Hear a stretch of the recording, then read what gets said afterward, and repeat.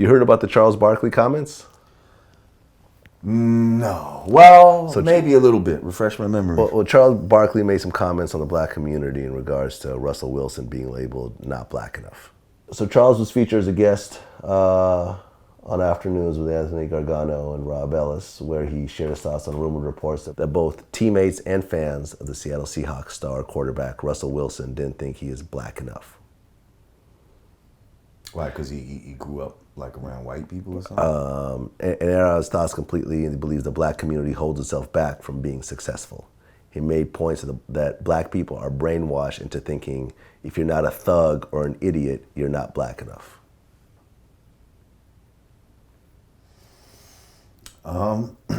There's a certain amount of truth to that. You know, sometimes we translate blackness as being almost what he just said, like ignorant. Like if somebody talks articulately, you know, because I'm not even gonna lie, I've been accused of this before. Like when I was younger, and like even as an adult, like I've had people be like, yo, you sound like a white boy sometimes. Like, really? Why is that? Because my pronunciation, because I know certain words that the average person might not be using. What makes me sound like a white boy? Because I'm obviously not a white boy. You know what I mean?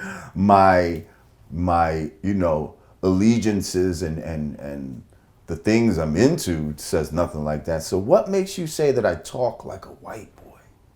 You see?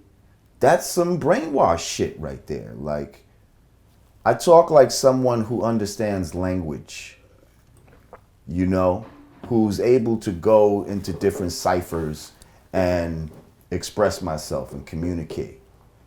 So I can go from the ghetto to the boardroom and get my point across with right. whoever's in front of me. As you should.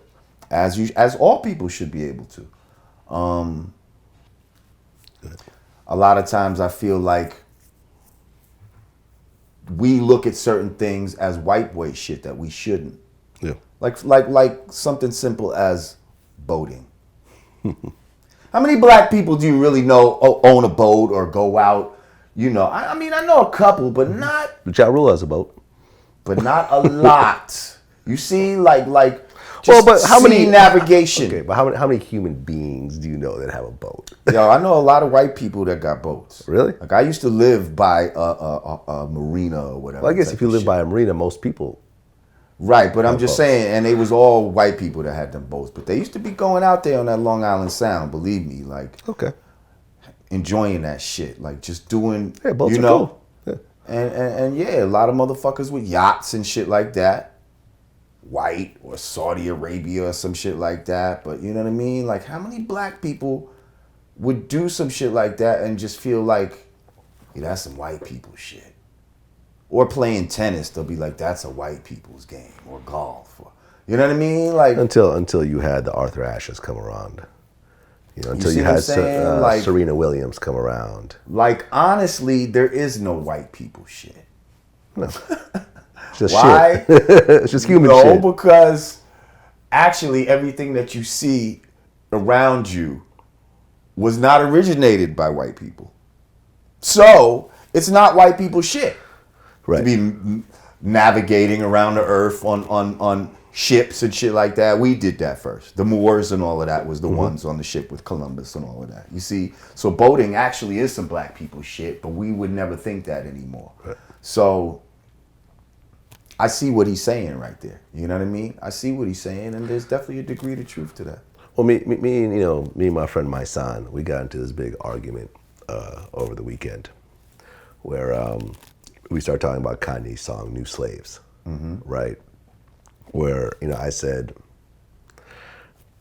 I don't think you can call someone who's addicted to fashion, to certain fashion, clothing and stuff like that, a slave compared to an actual slave back in the day. And he said, no, you can. You know what I mean? And we started to go back and forth. And he brought up some interesting points. He said, because I remember at one point I mentioned, hey, you know, if you have some money, you should buy some Google stock. You know, I own a lot of it. That's actually my biggest holding, and I've made a lot of money with Google. And he said, no one has ever mentioned that to me in my life. You know what I mean? That, you know, where I grew up, you know, your grandma, you know, you live in the projects, your grandmother lives in the projects. When she dies, you take over her apartment, you know, and the cycle continues. You know, you live paycheck to paycheck. You know, Come into some money, you invest in some work. Yeah, you buy some drugs, you go to jail, you get out, you buy some more drugs, you know, and the cycle continues. No one ever actually tells us that, you know, hey, you could do stuff like this. Right. You know, and it's a slavery mentality. And, you know, I somewhat disagreed with it, but then again, I also didn't grow up in that environment. So, you know, I could only argue so much with someone who did grow up in this environment, because he did. You know what I'm saying? Mm-hmm. And, you know, we kind of went back and forth for a little while, et cetera, et cetera. You know, and he said that, you know, like black people consume more luxury goods than any other, you know, any other race, disproportionately so. You know what I'm saying? And, you know, he has a point in that, you know, that when you go to the poorest projects, everyone's wearing Jordans. You know, you go into the suburbs, everyone's wearing, you know, some bullshit. Right. You know, it's not like dudes got one pair of Jordans. No. You know, one pair of foam posits. It's like multiple pairs. Right. $250 a pop type shit. All day. But I'm gonna have to agree with my son on this, because you see, slavery is not just a physical thing. The worst slavery is mental. There's many different type of chains that are placed upon a person. What makes a person a slave? Let's look at that. They're dependent on someone to provide for them, to take care of their well-being, to dress them, to feed them, to educate them. I mean, that sounds like most of us in America right now. You know what I mean? You need somebody else to provide you with the things that you need to live. You get money, but somebody got to get you that. You got to get that money somehow. You see what I'm saying? And that's a whole other thing in itself. If they took money away, what you gonna do? You'd barter. Right. But what, you know, and now different things would have different value.